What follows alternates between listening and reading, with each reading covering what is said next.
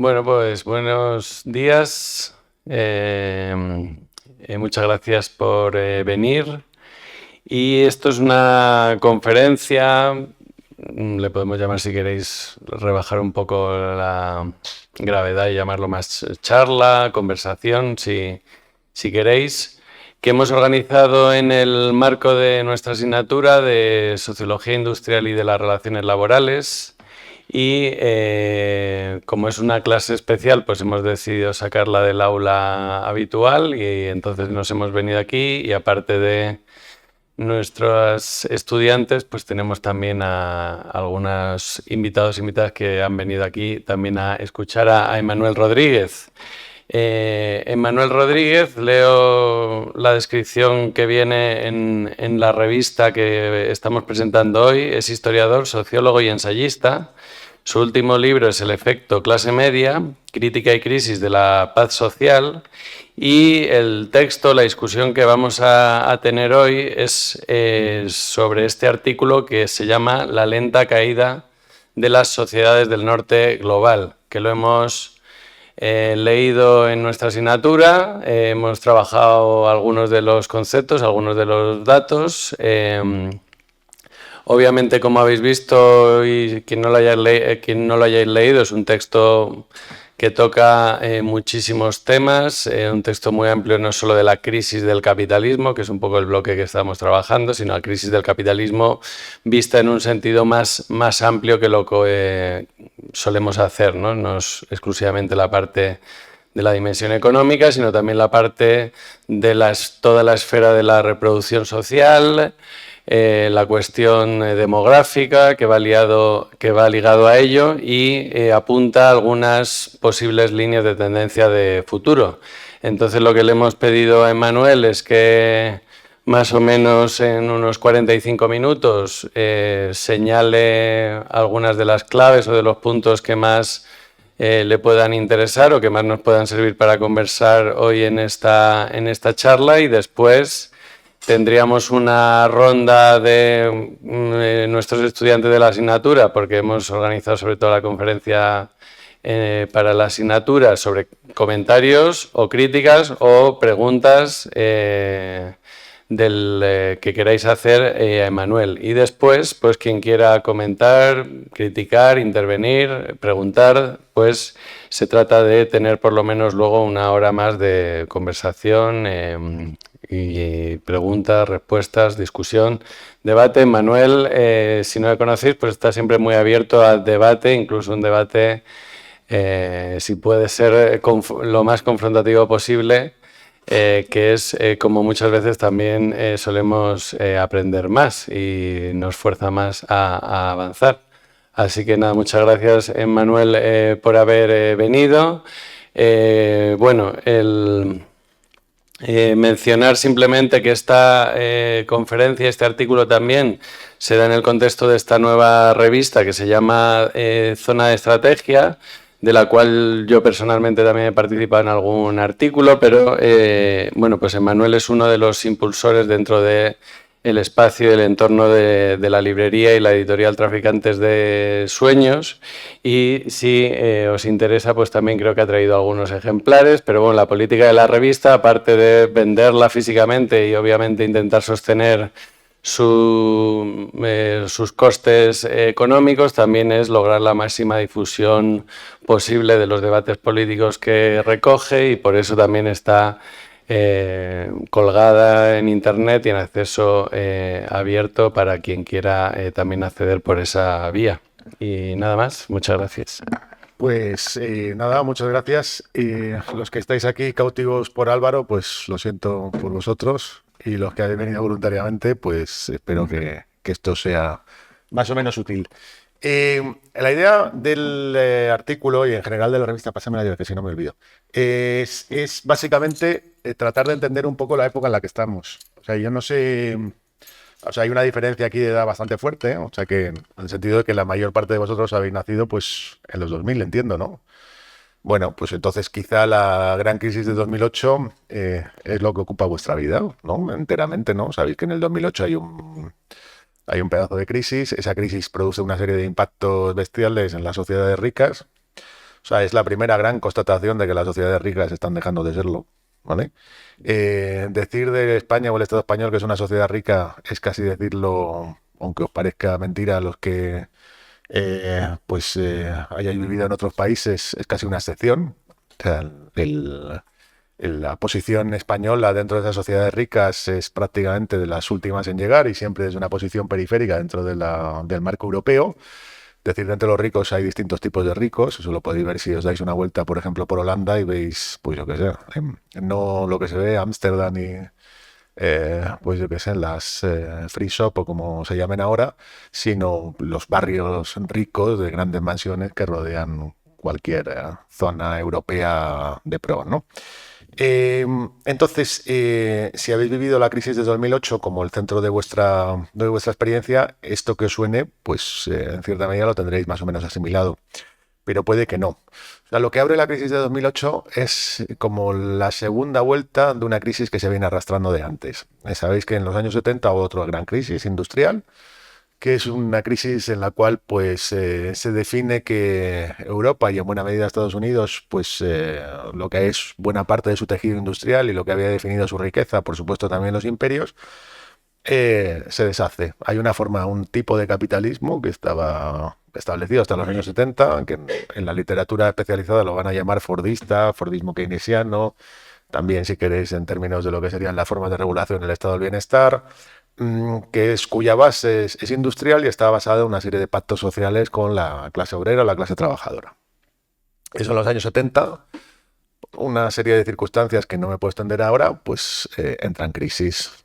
Las más importantes son básicamente es que hay un encarecimiento de costes que viene empujado también por una dimensión de conflicto salarial, social muy fuerte. O sea, si por ejemplo os fijáis o tengáis abuelos o padres que trabajaron en la industria y que trabajasen en eso aquellos años, pues os encontrarán, sobre todo si eran militantes obreros de la época, pues que las negociaciones salariales entonces se saldaban con un 20, un 30, un 40% de aumentos salariales. Imaginaros que vosotros entráis al mercado laboral y ahí donde entráis, pues tenéis subidas salariales gracias a los conflictos de un 20, un 30, 40% durante 5 o 6 años seguidos. Es una dimensión que es inimaginable a día de hoy, ¿no? En cualquier caso, a esa crisis que estaba empujada en parte por el conflicto salarial, se le da una serie de soluciones que son lo que el mundo que nosotros conocemos a día de hoy. Y ese mundo está basado, por un lado, en el ataque a los salarios. Eso que llamamos neoliberalismo es básicamente una reacción antisalarial, ¿no? Es decir, un ataque a la sindicalización, un ataque a convertir el salario en un factor de coste y no simplemente de demanda. No me puedo extender en esto, pero más o menos yo creo que se entiende. Una serie también de soluciones espaciales a la propia crisis industrial, es decir, el capital se marcha de estos países de industrialización antigua o relativamente reciente, como en el caso español, se marcha a otros lugares. Y esos otros lugares, pues muchas veces son la costa este del Pacífico, en México en primer lugar, al Brasil también en primer lugar, luego también entrarán en sus propias crisis y da lugar a ciclos industriales nuevos, ¿no? Hasta tal punto que a partir de los años 2000 nos vamos a encontrar que esa carrera de deslocalización industrial da lugar a nuevas potencias industriales que son las que a día de hoy, pues podríamos decir que se han convertido en los talleres del mundo, ¿no? Y por otro lado, una solución de tipo financiero. Hay una crisis de rentabilidad, es decir, cuando tú tienes unos costes crecientes, sobre todo en términos salariales, si eres capitalista, pues te vas a encontrar que el beneficio merma. Y en el capitalismo, básicamente, cuando no hay beneficio o rentabilidad suficiente, lo que entramos es en crisis. Esta es la lógica fundamental. O sea, el problema nunca es un problema de riqueza, es un problema de capital que no encuentra colocación rentable. Y se da una solución de tipo financiero. Y esa solución de tipo financiero es lo que da lugar a los grandes mercados financieros que a día de hoy son los que gobiernan el mundo y donde se realiza buena parte de la obtención de beneficio, en este caso de tipo financiero. Esa solución financiera pues está completamente permeada en la vida social de todo el mundo. Es decir, encontraréis gente a vuestro alrededor que le gusten las criptomonedas, que invierta en bolsa o que se imagine que va a hacerlo y que va a ganar un montón de pasta en eso. La mayor parte de ellos perderán, pero habrá uno de cada 1000 que le saldrá bien y será modelo para otros 10.000 personas o emuladores que lo pierdan, ¿no? En cualquier caso, eso penetra completamente en la sociedad. Y en el caso español ha penetrado de una forma muy fuerte al convertir el mercado inmobiliario en un mercado financiero. Si los que tengáis ahora mismo os emancipéis y os hablen de los grandes problemas del alquiler o de la adquisición de vivienda, podríamos discutir porque eso está ligado a la financiarización del mercado inmobiliario. En cualquier caso, todo este tipo de soluciones de deslocalización, financieras, de incluso de erosión de los salarios y del Estado social, entran en crisis en 2008. En 2008 hay una gran crisis financiera y esa gran crisis financiera parece mostrar que las grandes soluciones que se habían dado a los años 70 eran soluciones perentorias, eran soluciones temporales, eran soluciones que no iban a ir muy lejos.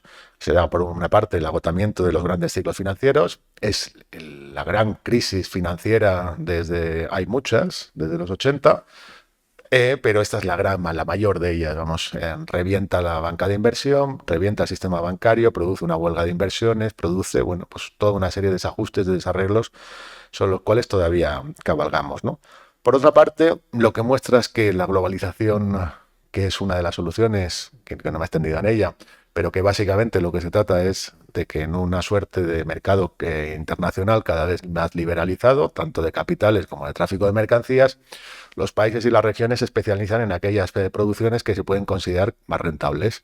Y así os vais a encontrar que si antes un ciclo industrial se producía, bueno, pues con componentes de todo el planeta, pero muy concentrados en el país, es decir, cuando se producían coches, los SEAT en los años 60, 70 en España, buena parte de la producción de esos coches se hacía aquí.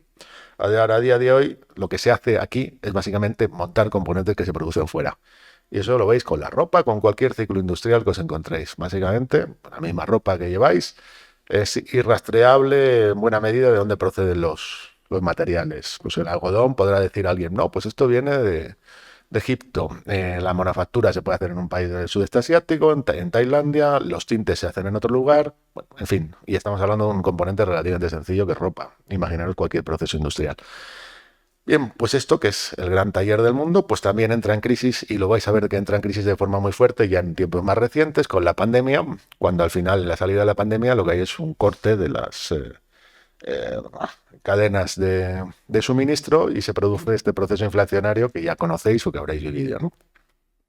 Y luego además se añade otro componente que es el que rige y va a regir todo lo que nos quede de vida a nosotros y a vosotros, que es básicamente la crisis climática, que es algo que se viene hablando desde hace 30, 40 años, que se conocen sus datos, pero que empieza a generar efectos y mecanismos de aceleración y de retroalimentación positiva a partir de esta década. Lo que asistimos básicamente es a una suerte de triple declive y os voy a intentar mostrar esto en una serie de gráficos más o menos, bueno, que no son muy claros, pero que yo creo que os pueden servir. Si miráis esta tabla, que es la misma que está en el artículo que creo que os han obligado a leer, pues os vais a encontrar que, bueno, pues que en 1990 la posición de las 12 primeras economías era una posición que es más o menos lo que nosotros nos imaginamos que es el reparto de la riqueza a nivel global, ¿no? Pues tendríais a Estados Unidos, a Japón, a Alemania, no veo tan lejos, a Francia, Italia, Reino Unido, Canadá, España, incluso era la octava potencia industrial, se decía, esto lo decía mucho Felipe González, le encantaba, Rusia, China, Australia, Corea del Sur. Compararlo con la de 2020. Pues bien, China, que era entonces la décima potencia, a día de hoy es la segunda, y esto es en PIB nominal. Luego os contaré que hay otra manera de contabilizarlo. La tercera sigue siendo Alemania. Japón, que era antes la segunda, ha pasado a la cuarta. Y aparece de repente India, que no estaba ni siquiera en la tabla, ¿no? Y os vais a encontrar que los países europeos han bajado, Reino Unido, Francia, Italia, y aparecen otros, ¿no? De industrialización, bueno, que ya estaban antes, pero que hay un cambio, un desplazamiento. Se calcula que para 2035 o 2040, de las 10 primeras economías del planeta, 7 serán asiáticas, ¿vale? O sea, de las europeas no quedará ninguna. La Unión Europea seguirá siendo la tercera, pero en un bloque ya muy, muy retirado, ¿no? Si quieres pasar... ¿Esto cómo se pasó? Sí. Esto es una imagen de, por ejemplo, de cómo es, bueno, en componentes, en este caso es según el PIB ajustado a la paridad a la capacidad de compra, es decir, que es el PIB ajustado sin los ¿no? Sin lo que sería la distorsión de los tipos de cambio, y os vais a encontrar que la línea azul son las economías llamadas avanzadas, las economías del norte rico, es decir, Europa, Estados Unidos y los países de colonización anglo-blanca, pues tipo Australia, Nueva Zelanda. Y os vais a encontrar que en 1980 el PIB se concentraba básicamente en estas economías avanzadas, ¿no? El 60% del PIB mundial lo tenían ellas. Si lo miráis ahora, os vais a encontrar para la proyección para 2030 que esto nos supone más del 40%. Y lo que se llaman que economías emergentes, desarrollo, etcétera, Está grabando. se ha convertido básicamente en la posición que tenían antes las viejas economías occidentales. Esto es un declive histórico de consecuencias imprevisibles de lo que son los grandes polos de hegemonía del planeta. Es decir, las economías occidentales han perdido el pulso, lo han perdido ya hace tiempo, ¿vale?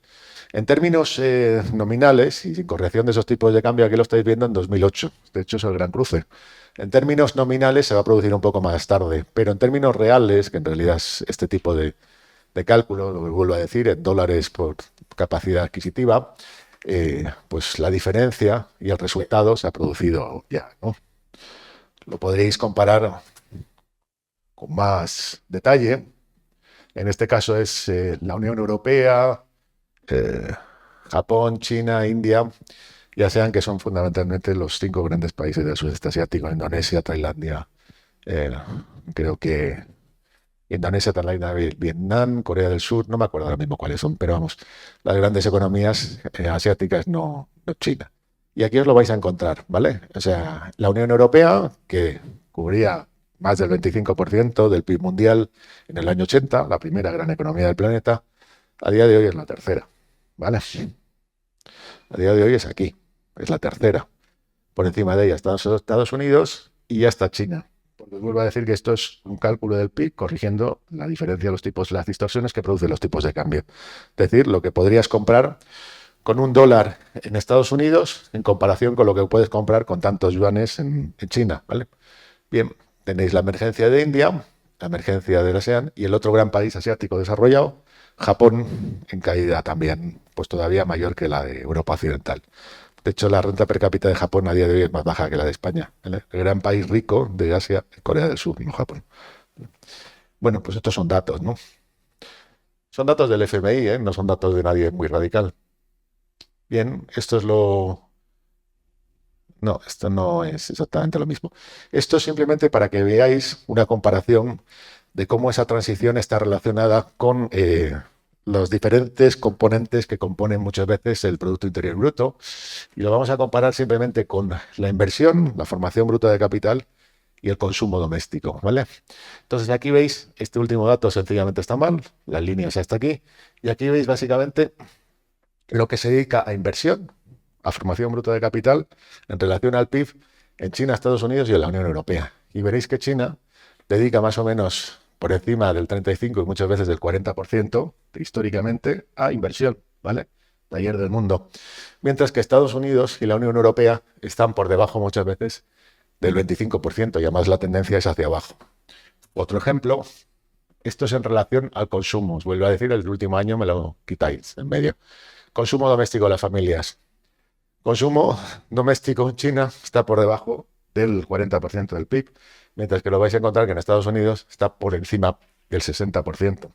Si lo comparáis uno y otro, veréis que Estados Unidos y Europa consumen, China produce, ¿vale? Es bastante obvio. Y esto es el déficit comercial de un país y de otro. Lo veis que ahora mismo Trump está súper preocupado por el déficit comercial de Estados Unidos, porque básicamente lo que tiene es un déficit acumulado bestial, que lo veis aquí. Es decir, prácticamente esto está en miles de millones de euros. El déficit comercial de Estados Unidos rondaba en 2022 el billón de euros, ¿vale? Lo que el Producto Interior Bruto español o poco menos. Mientras que el superávit chino son 600.000 millones, ¿vale? Es una horquilla que básicamente refleja lo mismo que veíamos antes. Un país produce, el otro consume. Bien, luego os cuento más. Lo vamos a dejar aquí. Bien, entonces una de las partes de este declive es básicamente un declive de tipo geopolítico. O sea, el gran hegemón de lo que sería el capitalismo mundial se ha desplazado a la costa asiática del Pacífico. Y los países occidentales, sobre todo Estados Unidos, no tanto Europa, que es la gran perdedora en todo este juego de, si queréis, de las tres grandes potencias. Europa es el culo del mundo a día de hoy, ¿no? Pues vamos a decirlo así. Esto se graba, a mí da igual. Bien, entonces, bien, esto es un componente que es fundamental entenderlo. El otro componente de ese declive es el declive de las formas de regulación que os comentaba antes, que son estas propias del neoliberalismo. Es decir, la magia del neoliberalismo, que es una magia real, ¿vale?, es que permitía hacer crecer el consumo, sobre todo de las familias, sin necesidad de pagarles más en términos salariales. Eso se hacía básicamente a través de la explosión de un mercado de activos financieros bestial, y también incluidos los activos inmobiliarios, y la explosión de la deuda, el abaratamiento de la deuda. A día de hoy eso parece cada vez más difícil. Todo lo que nos encontramos es que muchas veces la situación de las familias ya no se compensa tanto ese problemas en el mercado laboral, la capacidad de obtener salarios buenos con la capacidad de endeudamiento o de obtener plusvalías financieras o inmobiliarias. Entonces nos encontramos con que se produce una situación de empobrecimiento relativo. Dos declives, el de Occidente, el del neoliberalismo, y un tercer declive. Y es que estamos metidos dentro de una crisis general del capitalismo en su conjunto. Es decir, cuando, por ejemplo, el FMI, os vuelvo a decir que son fuentes oficiales y fuentes, si queréis, de la parte más comprometida con el progreso capitalista. Nos dicen que el crecimiento disminuye año a año, ¿vale? Es decir, que, por ejemplo, la previsión de crecimiento de la gran economía asiática, China, para lo que queda de década, es de la mitad de lo que se había producido en las décadas anteriores. Ya no crece a doble dígito, no crece al 10%, se calcula que crecerá al 4 o al 5%. Y probablemente para la década de 2020-2030 ese crecimiento sea menor. Se habla de que el crecimiento para la década que viene, de 2030, de la economía mundial, ya no será del 3 o el 4%, que fue en la época de los 2000 y en los 2000 primeros 2010, solamente en el sur global, sino probablemente del 1% y probablemente el menos. Es decir, que vamos a una situación de estancamiento general. Os vuelvo a decir, la crisis en términos capitalistas es un exceso de capital que no encuentra rentabilidad. El gran mal no es que no haya dinero, es que ese dinero no se convierte en capital que produce rentabilidad. Si eso es así, tenemos crisis. Por muy hecho dinero que haya, ¿vale? De hecho, cuanto más dinero haya sin colocación rentable, peor será la crisis. Bien, y esto lo tenemos que traducir en términos sociales. Es decir, ¿qué quiere decir todo esto, ¿no? Porque al fin y al cabo uno puede decir, bueno, pues en unas sociedades tan ricas que este tipo de cuestiones se produzcan, pues tampoco debería significar mucho. Es decir, que Europa, con toda la herencia que tiene, y eso lo veis en sus ciudades, en la riqueza que hay acumulada, con repartirla un poco más, pues bastaría, ¿no? No os digo Estados Unidos. Incluso los países emergentes, pues digamos que China, pues que quede como un país de renta media, pues tampoco debería ser un cierto problema, ¿no? Sin embargo, lo es. Y lo es porque esto se traduce, os vuelvo a decir, la crisis económica capitalista, la crisis de sobreacumulación de capital, se traduce siempre en crisis social. El primer elemento de esta crisis es la crisis del Estado intervencionista. Vosotros vivís en sociedades en donde todo está mediado por el Estado. Es decir, esto es una novedad en términos históricos. Si os fueseis al siglo XIX, veríais que el Estado no interviene en nada. O sea, por ejemplo, si nos fuésemos a los años 20 o 30 al mundo obrero español, fundamentalmente de inspiración libertaria anarquista, os encontraríais que ellos eran capaces de organizar su propia vida en buena medida. Es decir, estaban sometidos a trabajar para el patrón, para el latifundista o para quien tocase, pero el resto de su vida se la organizaban ellos. Esto es algo que es raro, ¿vale? O sea, en el sentido de que todo lo que nosotros hacemos está mediado por instituciones estatales. Pensad, por ejemplo, en los mismos títulos universitarios que os van a dar una cualificación que el resto de la población no tiene. Pues eso se hace fundamentalmente a través de la universidad pública y de una serie de reconocimientos, de garantías que da el Estado de que esta persona que ha obtenido este título sabe de esto, ¿no? Es raro. Que parezca que está normalizado, es raro. Y lo vais a notar también en el acceso a la sanidad, en el acceso básicamente a las posibilidades que vayáis a tener de vida. Cuando fundéis una familia veréis que las mediaciones estatales están presentes. Si sois muy pobres estarán presentes por la mano derecha del Estado. Os encontraréis con trabajadores sociales, no va a ser el vuestro caso, pero podría ser en otros que conozcáis, ¿no? Trabajadores sociales que amenazarán con quitaros los hijos o que intervendrán para daros ciertas garantías de no sé muy bien qué. Por supuesto, si la cosa va peor, peor, pues os encontraréis con policías, jueces, instituciones penitenciarias, etcétera.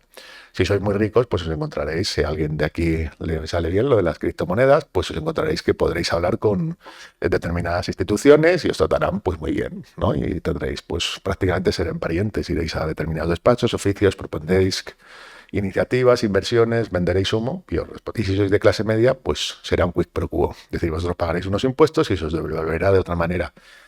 Y siempre os dirán que estáis pagando más de lo que recibís, pero no es cierto. Entonces, este es un poco el marco. Es decir, nos encontramos con una crisis del Estado intervencionista, en el cual el Estado deja de proveer lo mismo que proveía antes. O sea, las mismas garantías que daba antes dejan de darse del mismo modo. Y esto es un problema, básicamente, en sociedades y en individuos y en familias que dependen claramente del Estado. Cuando el Estado deja de funcionar y deja de operar, hay crisis, ¿no? Crisis social, ¿no? La crisis social para el Estado viene determinada de dos elementos fundamentales. La primera es que todos los estados ricos están altamente endeudados. O sea, tienen unos niveles de deuda pública alucinantes. O sea, no es... Si fuésemos, por ejemplo, antes de la crisis de 2008, veréis que el Estado español, que era un Estado que era, bueno, que iba fiscalmente muy bien, pues tenía una deuda del 35-40% respecto a su PIB. A día de hoy la tiene del 110, 105, 113, no recuerdo ahora mismo, pero anda por ahí. Y es la misma que tienen todos los estados europeos, es decir, que tienen un nivel de deuda mayor que lo que produce su economía en un año, ¿no? ¿Cuánto tiempo se puede solventar esto? Pues depende básicamente de quién tiene la deuda. ¿Quiénes son los tenedores de esa deuda pública? Por ejemplo, en Japón tiene una deuda pública del 200 y pico por ciento. Los tenedores son las mismas familias y los bancos nacionales pueden sostenerla. Si los tenedores son los mercados, como pasa en Occidente, pues dependerá un poco de la voluntad de los mercados. Es decir, y eso es lo que lo encontrasteis en 2008, cuando los niveles de endeudamiento público crecieron bestialmente, los mercados financieros, los grandes tenedores de esa deuda pública, operaron contra ella y la aumentaron, la multiplicaron y llevaron la quiebra a 4 o 5 países. Este estuvo a punto, pero se quedó en las puertas. Pero me refiero a Grecia, Portugal, Irlanda, y luego irían España, Italia, Francia y Bélgica, ¿vale? Pero en cualquier caso irían casi todos, ¿no? A día de hoy, pues encontraríais que incluso la propia Alemania se encontraría con problemas. Por eso se va a contener eso, en cierto modo. En los países del sur, todas esas quiebras las habéis tenido en los años 80, 90, 2000, con luego programas de intervención del FMI, que son los programas de ajuste estructural, que obligaban a esos países a destruir su estado, lo que quedaba o lo que tenían de estado social, y convertirlo en economías de exportación. No me meto en eso, pero bueno, es un mecanismo que ha procedido históricamente. El segundo factor de crisis de los estados es que el gasto público a día de hoy es un gasto... que para las economías se considera básicamente un factor de coste. Es decir, no es como antes en las economías keynesianas protegidas y tal, donde el Estado al proteger, al invertir en educación, por lo tanto en capital humano, en salud y tal, pues garantizaba de alguna manera que hubiese una fuerza de trabajo relativamente pues pacificada y además productiva. A día de hoy, la inversión social del Estado se considera un factor de coste porque es un factor no competitivo. Es decir, si un Estado gasta mucho en sus trabajadores, el coste para las empresas que inviertan con ese tipo de fuerza de trabajo será mayor que si gastan en otro lugar. Todo el proceso de deslocalización industrial tiene que ver con esto. Es decir, básicamente trasladar compañías o montadoras que se llaman maquila de Estados Unidos a la frontera mexicana tiene que ver con esto. Trasladar, yo qué sé, el trabajo manual de producción de microchips, que en principio estaba en Europa, a Taiwán tiene que ver con esto. Trasladar el textil de China, por ejemplo, a lo que sería Vietnam, Tailandia, bueno, Tailandia menos, Vietnam, Indonesia y demás, o Sri Lanka, pues tiene que ver con esto. Básicamente son procesos de desplazamiento, de deslocalización. Por lo tanto, la crisis del Estado es una crisis nuclear, una crisis del gasto. Y sobre el gasto del Estado operan todos los sectores. Es decir, para quién gasta el Estado es una de las grandes batallas que a día de hoy se producen. ¿Para quién gasta? Esto lo veis en la nueva derecha, en la izquierda, etcétera. Hay una demanda al Estado que empieza a ser una demanda de suma cero. Es decir, lo que básicamente todos los sectores de interés piden es que el Estado gaste para mí, ¿vale? Incluidos los ricos, ¿vale? Bien, el otro elemento de crisis, que yo creo que es interesante verlo aquí, pues no lo tengo, así que da igual. Es lo que podríamos llamar una crisis de la reproducción en sentido amplio. Y esa crisis de la reproducción, el elemento que es más significativo de la misma y que hablan mucho las derechas populistas y menos al resto, es una crisis demográfica, es una crisis de la caída de la natalidad, ¿vale? que yo apoyo, por cierto. Es decir, una crisis básicamente que cada vez se tienen menos hijos. Esto lo veis muy claramente con datos muy sencillos. O sea, os vais a encontrar que en la década de 1980 a 1980, el número de hijos por mujer en edad fértil en todo el planeta era de 5. A día de hoy es de 2,1, 2,2. Hay quien dice que ya está por debajo de 2,1. 2,1 es el reemplazo, es decir, si se mide así, si las mujeres tienen cada una de ellas de media menos de 2 hijos, la sociedad deja de reproducirse, entonces empieza a perder población. El problema es que esta caída de la natalidad está desigualmente repartida. O sea, os vais a encontrar que en todos los países occidentales está muy por debajo del 2,1 y en algunos de ellos por debajo de incluso del 1,5, que el caso español, italiano, pues serían de los más dramáticos, entre comillas, 1,2. Y os vais a encontrar que también esa caída de la natalidad es fortísima en los nuevos países emergentes. En China, por ejemplo, está por el 1,2 también. Entonces lo que os vais a encontrar es que la reproducción o la que sería el crecimiento vegetativo de la población china es negativo. Así se calcula que el país, si un niño nació en el año 20, viviría en el país o nació en el país más poderoso en términos demográficos del planeta, 1.400 millones de habitantes. Cuando ese niño, si vive 80 años, se muera, en el 2100, vivirá en un país que probablemente tenga 650 millones de habitantes, en el mejor de los casos. Hay quien habla que serían menos. Y eso se reproduce en todos los países. Solamente compensan la caída de natalidad aquellos países que reciben inmigración. Es decir, y estos son los países ricos de Occidente. Esta es una de las paradojas en las que estamos a día de hoy. Los países orientales tienen poquísima inmigración. Los países occidentales la tienen. Básicamente porque su mercado es un mercado que está demandando continuamente migrantes para trabajar en los servicios, en las industrias que todavía quedan, en el sector agroexportador, en el sector agrícola, etcétera, ¿no? Bien, pues esto es uno de los elementos también fundamentales. El único lugar que todavía queda con cierta tasa de natalidad es el lugar más pobre del planeta, que es la África subsahariana. Pero sin los africanos probablemente el resto del planeta estaría condenado. Ahí las paradojas. Y ahí tenéis también un elemento de conflicto, de lucha de clases en sentido lato en relación a esto, ¿no?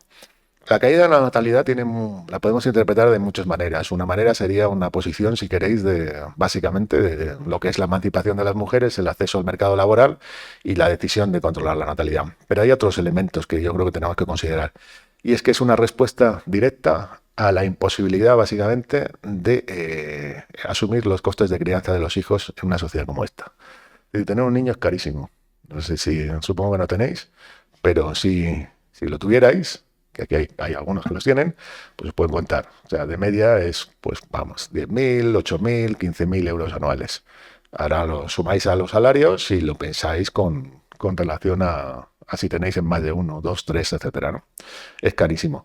Es carísimo no simplemente porque tú le des de comer, sino porque tú tienes que garantizar que ese niño tenga las capacidades para llevar una vida por lo menos igual que la que llevabas tú. Es un mecanismo de reproducción, no simplemente son cuidados, es reproducción social, es reproducción de clase.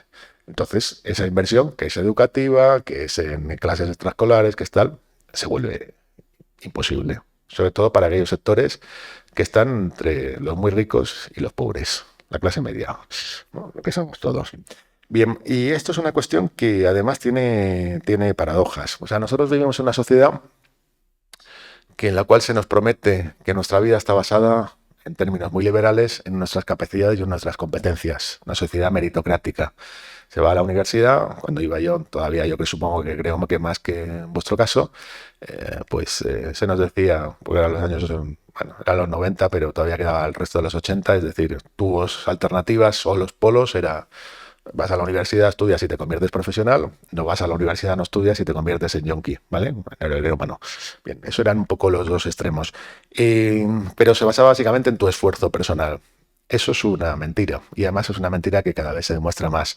O sea, las décadas de neoliberalismo, al destruir básicamente esos mercados laborales relativamente regulados y al saturar lo que serían los mercados profesionales de donde se nutren las clases medias, lo que te vas a encontrar es que básicamente cobra una fuerza cada vez más importante, un elemento fundamental que además está promocionado por esas políticas neoliberales, que es la riqueza y el patrimonio familiar. La herencia ha vuelto de forma fortísima. De hecho, el capitalismo a día de hoy ha vuelto a ser un capitalismo de familias. Es algo paradójico, porque pensábamos que estábamos en un capitalismo de sociedades anónimas. Eso es lo que aprendimos en los años 60, 70, de grandes gestores, etcétera.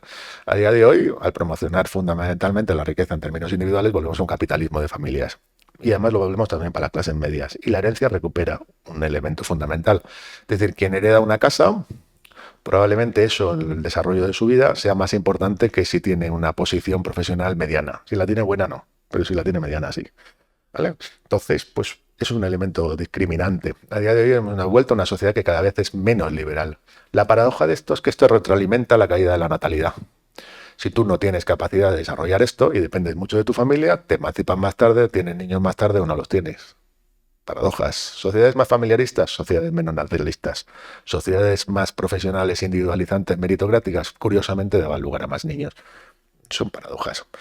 Bien, esto es una de las contradicciones que yo creo que también son importantes a la hora de tener hoy en cuenta. Y hay otro elemento que me gustaría que nos metiésemos en él, y ya con esto yo creo que iríamos terminando, ¿no? Sí, quedan 15 minutos. Bueno, pues es básicamente entender, acompañando a la crisis del Estado, a la crisis de la reproducción, cuáles son las líneas sociales de fractura a las que podemos enfrentar. Ahí en el texto se anuncian unas cuantas, pero vamos, yo creo que son tentativas. Y además son maneras de poner los mismos nombres a fenómenos parecidos. El elemento, así que podríamos, o los tres elementos, o los dos elementos, o los tres elementos que son más fundamentales, son el primero, el que vamos a ver aquí, que es la enorme concentración de riqueza que se produce en nuestras sociedades. Nuestras sociedades tienen niveles de desigualdad que son similares a los de la Belle Époque capitalista, hasta que se considera cuando en los grandes años del imperialismo decimonónico, finales del 19, antes de la Primera Guerra Mundial. Entonces, el 1% de la riqueza, fundamentalmente de los patrimonios ricos, fundamentalmente de Inglaterra y Francia, eran poseedores de un porcentaje de la riqueza mundial espectacular. ¿Vale? A día de hoy hemos vuelto otra vez a lo mismo. Y lo hemos vuelto a través de estos mecanismos financieros, neoliberales y tal que os comentaba antes, ¿no? Entonces, si consideramos, por ejemplo, la pirámide de riqueza a nivel mundial, ¿me dejas para el micro, por favor? Sí. Aquí tenéis, esto lo hace una consultora. Sí, ven. Hola. Esto lo hace una consultora VS, es una consultora financiera, no lo hace un radical de izquierdas, ¿vale? Entonces, esta es la pirámide de población mundial por nivel de riqueza de 2023, ¿no? A 2023. Se podría hacer ya con datos de 2024. Bueno, lo que os vais a encontrar es que 14 individuos, ¿vale? ¿Sabéis quiénes son los 14 individuos? Algunos los conoceréis. Está Elon Musk, está el otro amigo, el Jeff Bezos, está también el de Microsoft, Bill Gates. Están unos cuantos, ¿no? No está ningún español. No llegan. Son los 1.000 millonarios, ¿vale? De centimilmillonarios, es decir, aquellos que tienen más de 100.000 millones de euros o de dólares en patrimonio mundial, ¿vale? Entonces, este pequeño número de 14 grandes individuos, ¿vale? Tiene el 0,5 de la riqueza mundial. ¿Vale? 14 tíos tienen el 0,5% de la riqueza mundial. Bueno, pues es básicamente como el PIB de, bueno, vamos a ponerlo de una región así como el África subsahariana. Pues todo eso lo tienen 14 tíos. ¿Vale?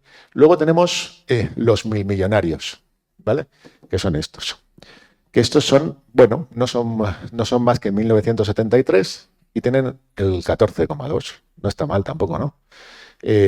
Bueno, esto no es ni el 1%, es el 0,0001%, ¿vale? Ahí sí hay algún español ya, etcétera, ¿no? Luego vendrían básicamente debajo de ellos aquellos que tienen,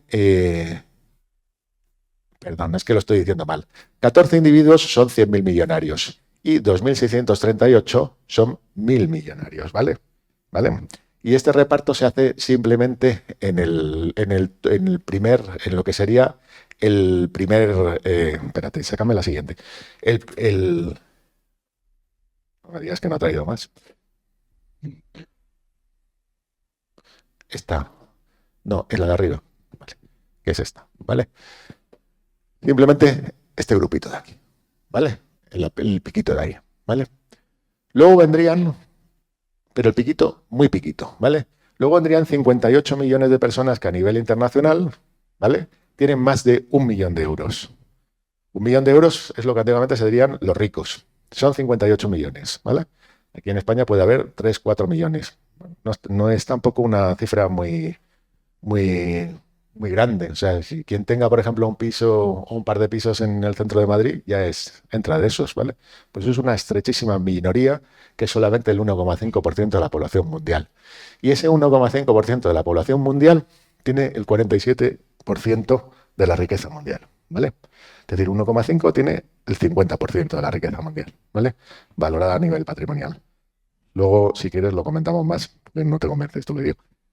Luego, el siguiente grupo serían 613 millones de personas, que se calcula en población adulta, que tendrían simplemente una riqueza patrimonial entre los 100.000 y el millón de euros.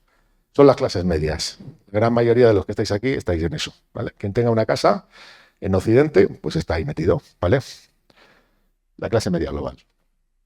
Y luego vendrían los que tienen un poco y los que no tienen nada, ¿vale?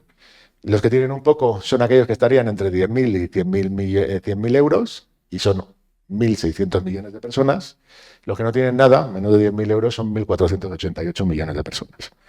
Este grupo, estos dos grupos, básicamente, que son el 42 más el 39, más del 80% de la población, solo tienen el 12% de la riqueza mundial. O sea, el 80% de la población mundial tiene nada. Y aquí es donde íbamos a lo de antes, y por eso lo he explicado mal. Ese grupito pequeñito del top total, o sea, 2.638 personas que tienen más de 1.000 millones de euros, ¿vale? Estos serían los que tienen más de 1.000 millones, estos serían los que tienen más de 500 millones, más de 500.000 millones, no, estos serían los que tienen 1.000 millones, más de 1.000 millones, 2.638, y estos serían los que tienen más de 50.000 millones, y estos serían los que tienen más de 100.000 millones. Más de 100.000 millones, 14 individuos, más de 50.000 millones, 12 individuos. Una treintena de personas que tienen precisamente estas cifras son en relación al 1%, que se reparten básicamente la cúspide de la pirámide.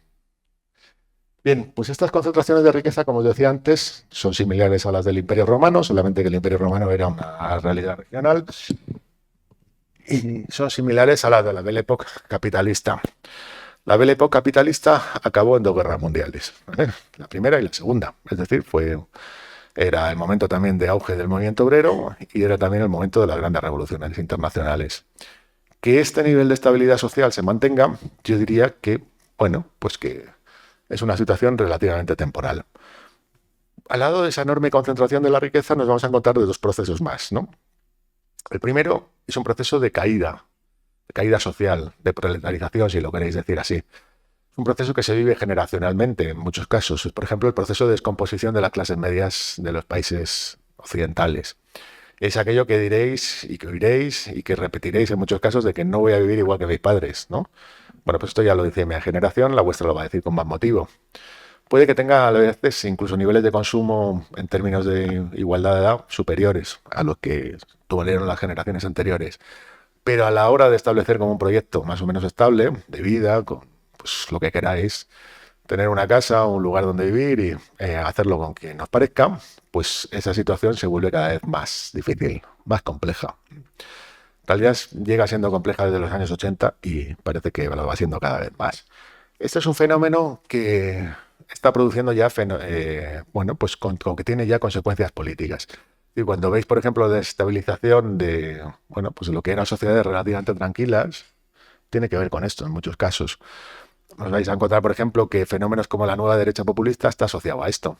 Es decir, pues por ejemplo, se supone que en el caso de Trump, una parte muy importante de sus votantes, el corazón de los mismos, no es que sean de clase obrera, pero sí son pequeños propietarios, pequeños autónomos, muchas veces de los estados que podríamos considerar no metropolitanos. Se dice que son rurales, pero no lo son. Por ejemplo, Luisiana, ¿no? Os vais a encontrar que Luisiana es uno de los corazones del Tea Party estadounidense y uno de los laboratorios, por ejemplo, también de lo que se llamaba la economía de la oferta, de bueno, pues de lo que sería teóricos como Buchanan, de control del Estado social, de control fiscal muy, muy fuerte, y que eso pues tenía una parte de la población no muy amplia, 10-15%, que está basado en esos pequeños propietarios que muchas veces son de pequeñas empresas industriales, de pequeñas empresas de transporte, no simplemente agrícolas, ¿vale? Luisiana, curiosamente, es un estado que es un estado donde es la gran concentración de la industria química de Estados Unidos, y por ejemplo, la línea que va de 150 kilómetros de Baton Rouge a Nueva Orleans se le llama el Callejón del Cáncer, allí, ¿vale? O sea, es lugar donde probablemente pues, te encuentres con los índices más de salud pues, epidemiológicos de algunas enfermedades pues, oncológicas pues, más altos de todo el continente, ¿no? Por lo menos de todos Estados Unidos, ¿no? Bien, pues ese fenómeno tiene que ver muchas veces con las dificultades de este tipo de sectores. Es decir, un proceso de proletarización que se produce entre estos pequeños propietarios. También lo vemos, por ejemplo, en el norte de Inglaterra. El norte de Inglaterra, que fue el gran caladero de los votos del Brexit en Reino Unido, pues curiosamente también es el norte industrial clásico, pero cada vez con condiciones más precarias. Es decir, que buena parte de esa industria se ha ido desmontando, deshaciéndose, trasladándose a otros lugares. Y os encontráis que ese proceso de empobrecimiento pues, produce cabreos. Y muchas veces el voto de castigo contra el Labour, o por ejemplo contra la Unión Europea, se produce en estos lugares. Fenómenos de este tipo se dan en muchos casos. También os lo vais a encontrar en Francia. Buena parte del voto de las pequeñas ciudades, o el voto que llamaríamos rural sin necesariamente serlo, pues se va destinado muchas veces a opciones que no serían las que uno entendería, ¿no? El proceso de proletarización, que es de descomposición de la clase media, es decir, de crecientes incertidumbres e inseguridades para sectores que antes tenían, por lo menos, algo de certidumbres y de seguridades. El otro proceso yo creo que es todavía más complejo, que es entender que lo que antiguamente se llamaría superpoblación, es decir, la población excedente, se vuelve una condición que es cada vez más mayoritaria en las sociedades capitalistas, da igual que sean del sur o del norte. ¿Y esto qué quiere decir? Básicamente, que el trabajo que se realiza es un trabajo que no es muy necesario para el capital, por lo menos para el capital de verdad. Es decir, es un trabajo de servicios, es un trabajo de subempleo, es un trabajo de búsqueda de la vida, es un trabajo, yo qué sé. Lo encontraréis básicamente alrededor vuestra por todas partes. Los trabajos que hagáis serán trabajos que no producen gran cantidad de valor. Por lo tanto, son trabajos que tienen poco poder de negociación. Sí, pero esto lo veis muy fácilmente en comparación con lo que sería un trabajo en la vieja industria fordista. O sea, por ejemplo, en cualquier gran planta industrial de una cadena de montaje. Se paraba un taller, se paraba la producción. Al parar la producción de ese taller, parabas no solamente el taller, sino la fábrica entera y todos los suministradores de esa fábrica. Es decir, parar, por ejemplo, carrocerías de la SEAT de Martorell era producir un impacto bestial en todo el tejido no solamente regional, sino del país. Y por lo tanto, el patrón inmediatamente cedía y te concedía los 20, 30, 40% de subida salarial que exigías. Hacerlo vosotros en cualquiera de vuestros trabajos y seréis sustituidos inmediatamente al día siguiente por cualquier otra persona que esté como vosotros. Eso es tener una posición muy débil en el mercado del trabajo. Es una posición excedentaria, es una posición de supernumerarios. Es una posición de los que sobran o son fácilmente sustituidos, ¿vale? Buena parte del trabajo que peor pagado tiene que ver con este tipo de posiciones. Trabajo fundamentalmente de servicios personales y servicios de consumo, ¿vale? Es decir, que son trabajos que se crean, puedes crear muchísimos, sobre todo en situaciones de bonanza, pero que no son trabajos centrales, por decirlo así. Trabajos, pues, de mierda, es lo que hay que llamarlos, ¿no? Aunque sean muy necesarios a veces socialmente. Buena parte del trabajo de cuidados se realiza en estas condiciones, pero no es un trabajo que en términos capitalistas tenga valor. Entonces se produce ahí una paradoja, ¿no? La cuestión con este proceso de sedentarización, llamémoslo así, es que tampoco sabemos qué tipo de respuestas políticas va a dar a medio plazo. Es decir, quien apueste por la transformación encontrará ahí pues, potenciales, pero que nunca llegan a efectuarse. Se lleva diciendo desde los años 80 que la organización del precariado, el precariado para arriba y para abajo, pero no acaba de producir realidades políticas más o menos sustantivas. En buena medida sí lo que vemos son explosiones que tienen que ver con esto. O sea, cuando vemos que arden las Valles francesas, pues hay algo de esto, evidentemente. Población que es muy excedente y además que tiene una posición muy marginal en el mercado de trabajo, aunque sean franceses a todos los efectos. pues son los hijos de la inmigración magrebí, subsahariana y tal, de las colonias del Imperio francés, que sin embargo mantienen por distintos mecanismos de racialización, de segmentación, de discriminación y también, por supuesto, de acceso a servicios públicos, educativos y tal peores, pues una posición laboral que es claramente excedente. Bien, pues este es un poco el marco de esta crisis. Si a esto le añadís la crisis climática, la Tierra cocedero, con probables crisis ecológicas regionales más o menos severas y probables desplazamientos de población y también probables conflictos bélicos, tenemos más o menos todo el cóctel para que el mundo que vayamos a vivir pues sea un mundo muy interesante. Entonces, sea un mundo pues con lo que muchos llaman de caos sistémico, es decir, de un caos geopolítico y social creciente. Gobernar estas catástrofes será la tarea de las élites y combatirlas pues será la tarea de aquellos que decidan no conformarse con lo que hay. Y si queréis con esto, pues yo lo dejo y pasamos a discutir o a lo que nos parezca. Muchas gracias, muy bueno.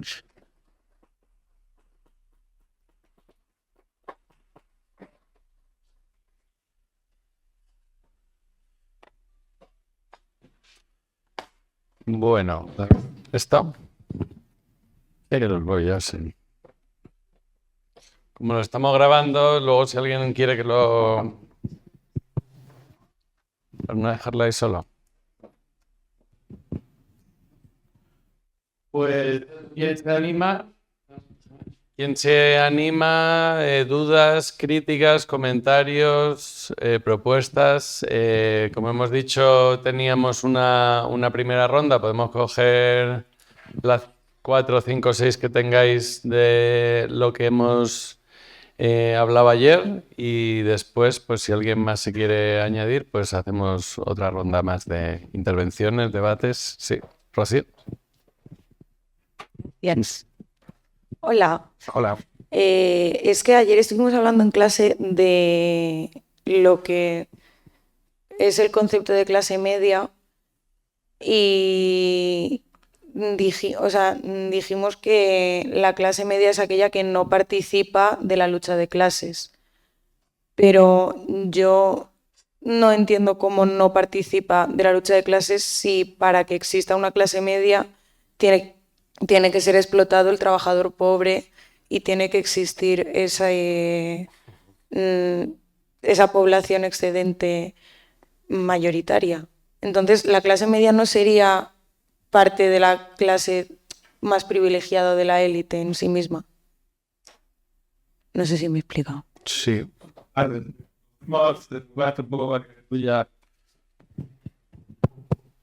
¿Quién se anima por aquí? Venga.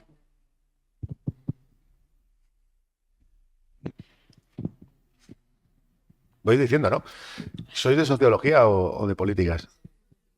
Pues sociología, en que la clase media os dirán básicamente son pues, básicamente aquellos, eso es la letra, ¿no? Las clasificaciones tradicionales dirán básicamente, sobre todo de economistas, que distribuyes los ingresos por renta de las familias y los individuos y aquellos que te queden entre un marco más o menos por debajo del 10% y por encima del 40% por abajo son la clase media. Es una definición, ¿no? O sea, la clase media, tal y como la uso yo, básicamente es una cosa subjetiva, que es lo que declaráis o declaramos todos cuando te pregunta el CSIC, ¿usted de qué clase es? Y dices, pues yo soy de clase media.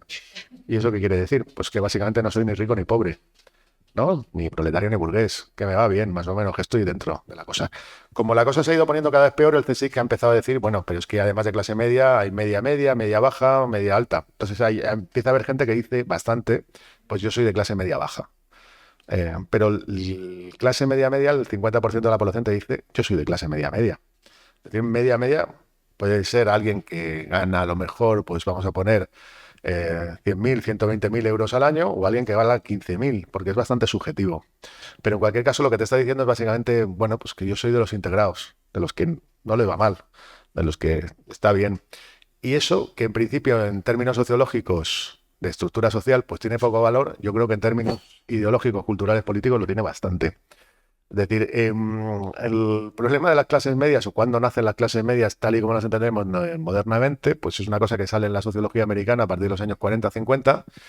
Eh, Ray Mill me parece que es el primero que lo plantea, cuando empieza a ver que hay un montón de trabajadores que no son industriales, que son de cuello blanco, que viven de otra manera, que tienen hábitos urbanos, hábitos de consumo de sociedad de masas. Y bueno, pues ahí dicen, pues mira, estos son algo que es nuevo, ¿no? Y los llama nuevas clases medias. Y a partir de ahí el término pues tiene distintas derivas y yo lo uso básicamente en términos culturales políticos. Clase media es aquel que no se identifica como alguien que no es eso, ni un desarrapado, ni botín. Aunque botín a veces dirá que es la clase media también. O sea que es eso, tan sencillo como eso. Es la forma de explicarse socialmente a aquellos que están integrados, para mí. Los integrados, diremos, somos de clase media. Yo lo digo también, ¿eh? Y luego, si le quieres dar una definición más estructural, podríamos hablar de más cosas. ¿Puedo hablar así sin el micrófono? Si no te apetece.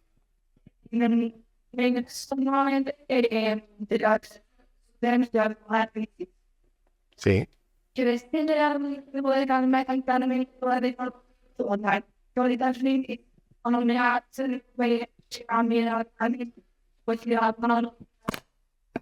Vale. O sea, si tú miras una definición así como más tradicional de lo que podrían ser los clásicos, pues por ejemplo, yo qué sé, me da igual Schumpeter que Mandel. O sea, básicamente ellos entendían que el capitalismo va a saltos, era lo que mejor, ¿no? Tiene fases cíclicas, ¿no?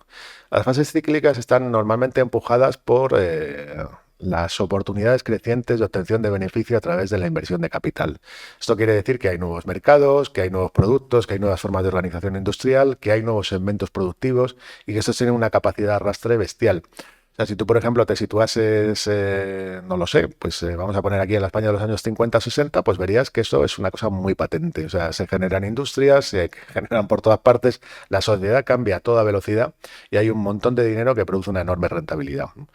El capitalismo que hemos vivido desde los años 70 es un capitalismo ranqueante. O sea, ha tenido una compensación muy fuerte y es el hecho de que los países de la costa asiática del Pacífico hayan crecido de una forma espectacular. Pero lo han hecho muchas veces sobre industrias que ya estaban y segmentos que ya estaban, deslocalizando unos a otros, ¿no? Es decir, pues por ejemplo, todo lo que era la industria de baja y media tecnología, que era el textil, buena parte de los productos de consumo y tal, son los primeros, ¿no? A día de hoy compiten y compiten con éxito en los sectores de alta tecnología, pero esos sectores de alta tecnología son sectores que están sometidos a unos niveles de obsolescencia y de presión a la baja del beneficio bestial. No hay nada parecido a lo que produjo ni el ferrocarril y el carbón en su momento, ni el coche de explosión y el petróleo en su momento. Internet, la IA, lo que serían todas las biotecnológicas, todo lo que llaman sectores punteros, pues decir, transforman relativamente nuestras formas de entender y ver el mundo, pero no generan esos mecanismos de reproducción al pie del capital que se producían entonces. Entonces, va a haber montones, cantos de sirena por todas partes que nos digan los próximos 20, 30, 40, 10 años que estamos ante una nueva época de prosperidad donde la vida cambiará todo y eso generará unas burbujas especulativas y financieras bestiales. Pero en términos de lo que es esos grandes ciclos de acumulación, no. Y esa es la crisis. La crisis es una crisis arrastrada y es una crisis que se va ampliando, que va generando si quieres, o que se va sentando de una forma cada vez más definitiva. Y esa crisis puede durar 100, 200, 300 años. No es un problema de que... y habrá gente que no la llame crisis. Pero en cualquier caso, la sensación de apesadumbrada que se apodera cada vez más de todas las generaciones y da igual en el sitio en el que vivan, tienen que ver con eso. Las oportunidades de vida son menguantes, no son crecientes. El aquello de... Cuando escuchas a mucha gente que dicen yo no viviré como igual de bien que mis padres, ahí tienes la crisis, en términos sociales. Entonces, pues es verdad que eso no rige en todos los barrios. O sea, que hay países todavía en vías de desarrollo, que hay países donde parece que hay posibilidades de que la desigualdad se corrija algo, pero no es la tónica.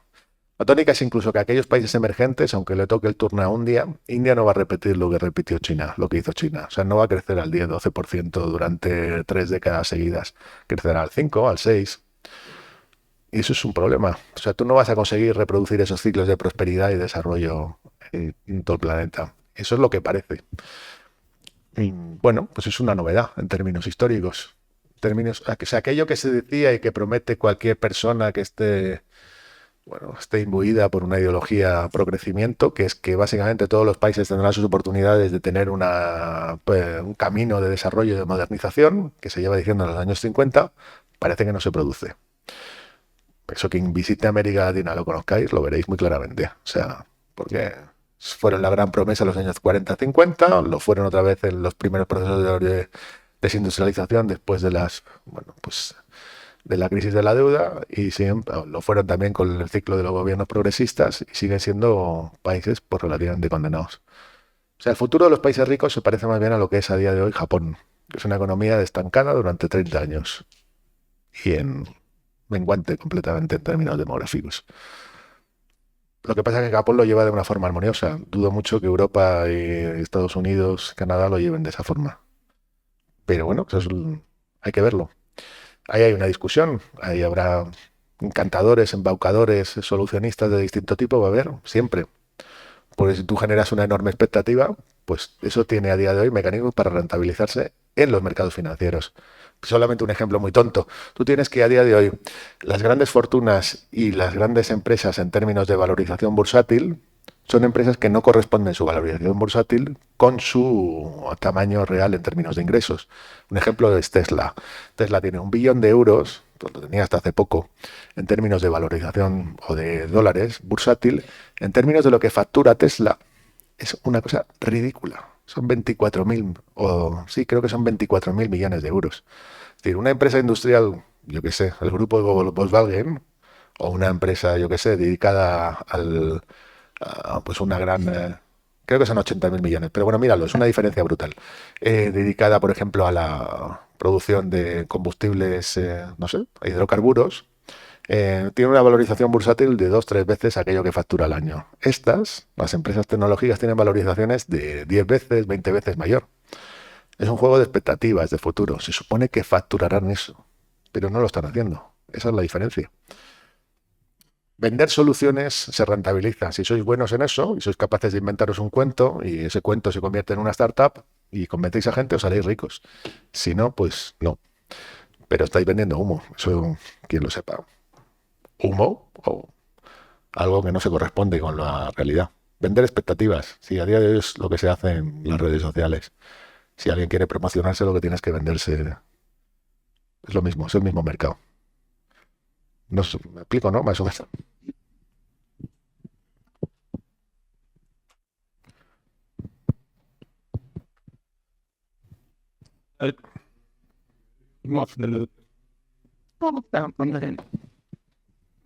Yo tenía una duda cuando hablas de cómo se revalorizan los salarios según al conocimiento, que es un término que usas mucho al hablar de cómo la familia se ha convertido en una especie de agente financiero que hace una inversión para obtener este conocimiento, y no termino de entender cómo se justifica el coste que supone esa inversión. ¿Cómo se justifica el coste de la educación, de este tipo de cosas? Sobre todo de una educación que no puede no ser rentable. Porque hay muchas familias que invierten en títulos, en grados que quizá no son rentables. O sea, no van a producir no van a devolver esa inversión. Pues, por ejemplo, o sea, me sabe mal decirlo, pero filosofía, digo, no imagino que no generará todo eso que ha costado invertirlo. ¿Cómo se justifica entonces ese coste? Es algo que, bueno, no termino de entender.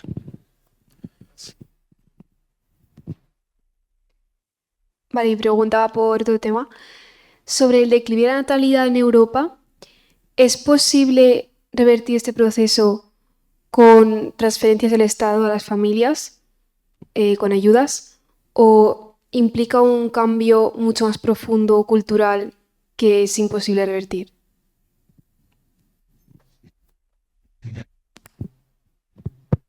¿Alguien tiene una de las...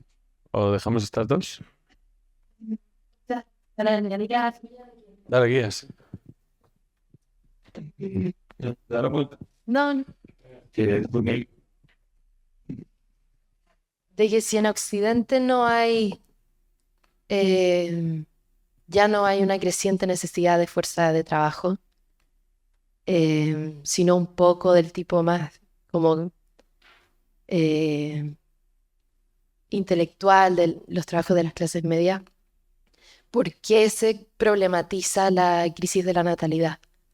Es como por el miedo a que seamos una sociedad más pequeña, más débil, pero al final sí, en términos de población, como por cómo se entiende como...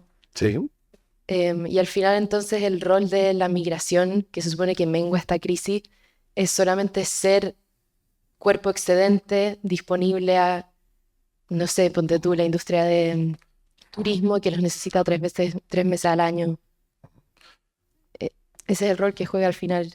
Y cómo se justifica la preocupación por la natalidad si al final no hay necesidad productiva de vidas. vale. ¿Le damos?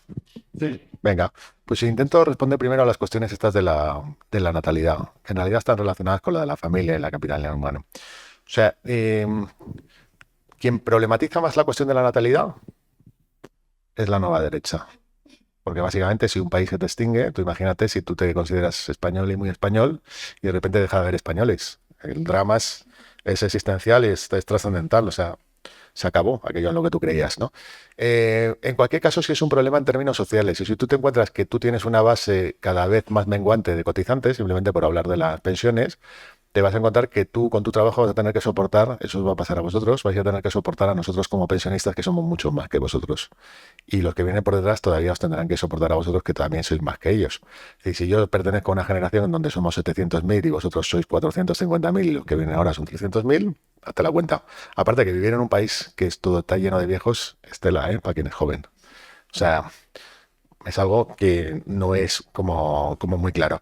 Respecto a la cuestión del trabajo, es que hay un abandono de trabajos que no valorizan mucho, pero que son totalmente necesarios. Es decir, tú te encuentras que, por ejemplo, a día de hoy, eso ha ido pasando cada vez más.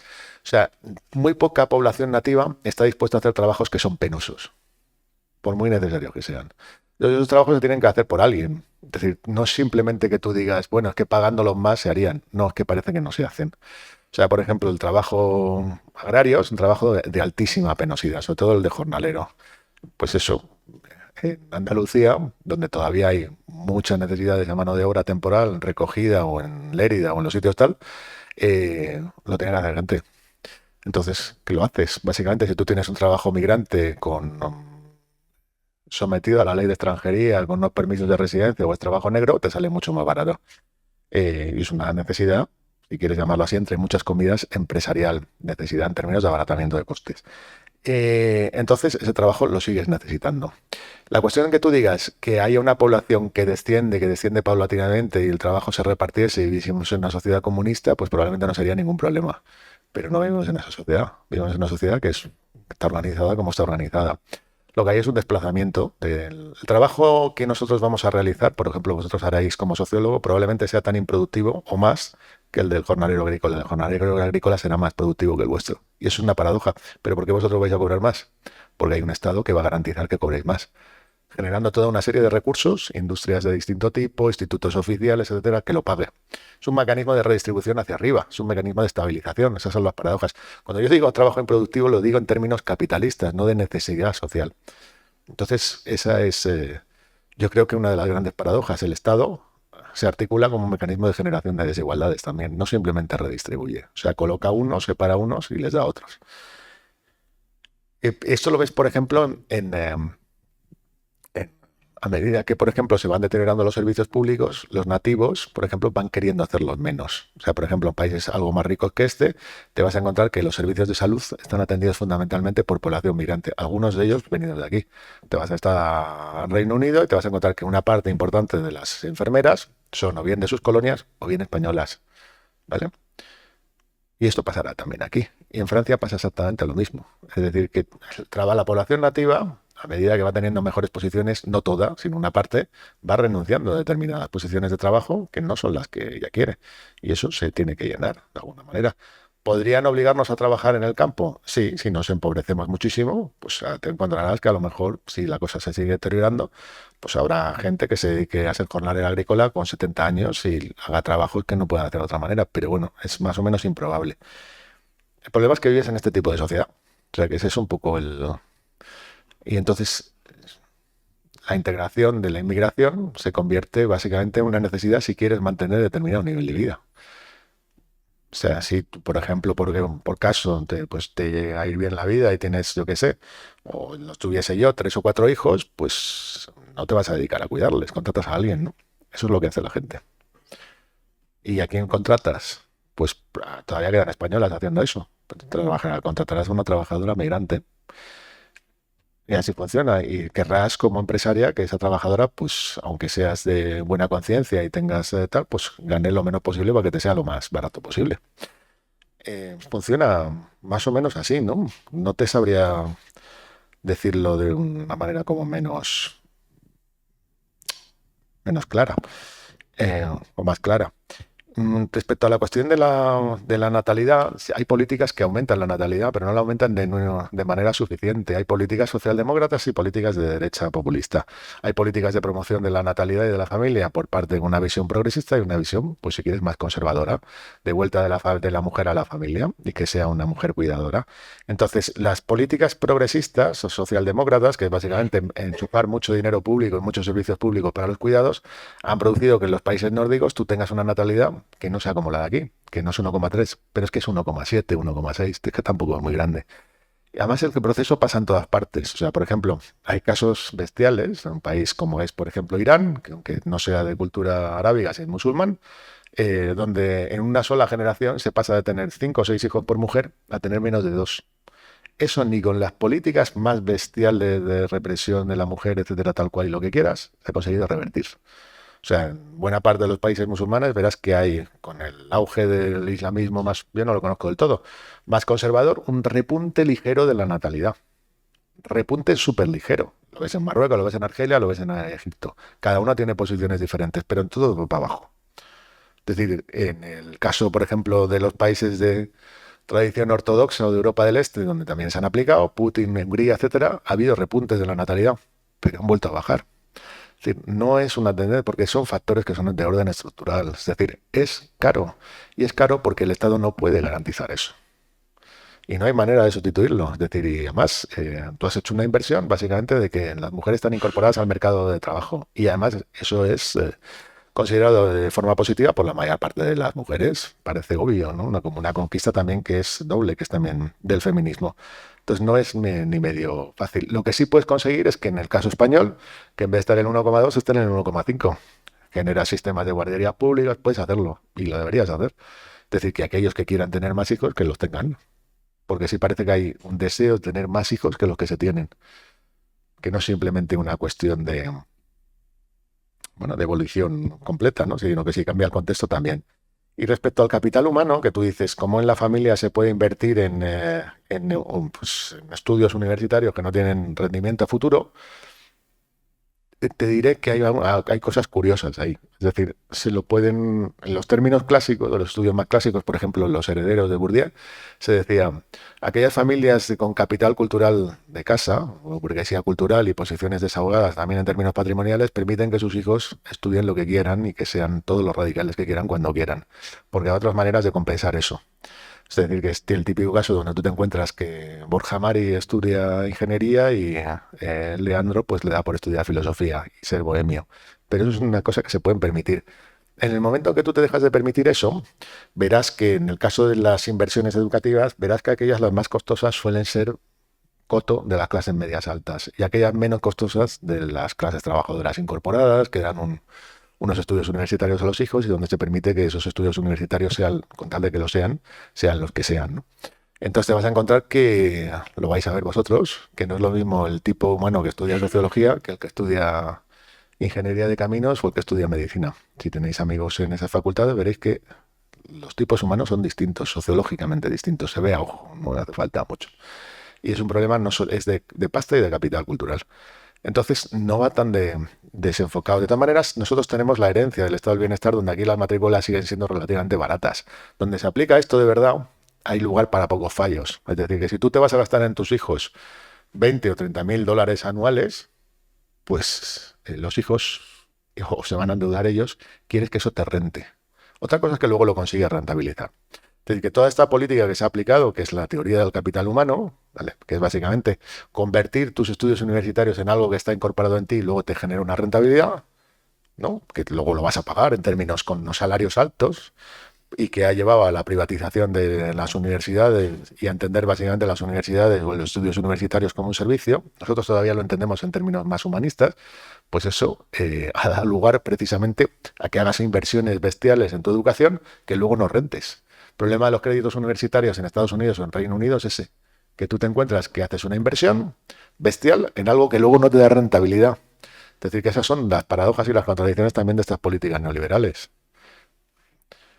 En cualquier caso, aquí tienes un sistema que es todavía mixto. O sea, no sé lo que pagáis por la matrícula universitaria, pero el coste fundamental no es pagarte la matrícula universitaria, es que tengas unos padres que te sostengan en ese tiempo. Y eso la clase media todavía lo puede hacer un tiempo. Lo puede... vamos. Pero en cualquier caso también aquí se da. O sea, que si tú tienes estudios universitarios de media vas a ganar más que quien tenga... Vamos, porcentajes no lo sé, pero lo podéis mirar en cualquier estadística. Quien tenga máster va a ganar más que quien tenga un grado, y quien tenga un grado más que quien tenga un bachillerato, y así lo va superiendo. Y incluso los de FP2, que son los que podríais pensar profesionales, manuales, etcétera, pues también ganan menos que los universitarios, a pesar de la degradación del mercado laboral. Evidentemente, antes salías con un título de ingeniero en los años 50-60 y eras como una especie de noble. A día de hoy, pues es alguien que se tiene que buscar la vida. Eso ha cambiado. Pero es muy distinto a que desde luego no tenga pues no tenga la ESO.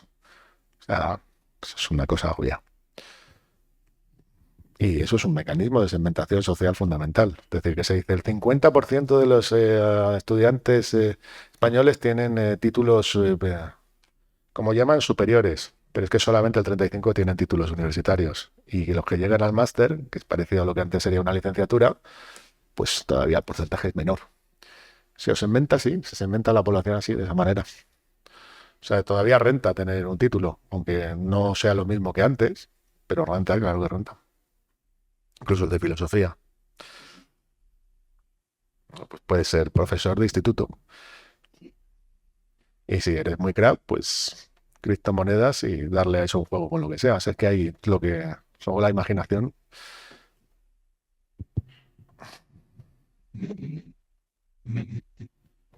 Tienes 10, podemos terminar.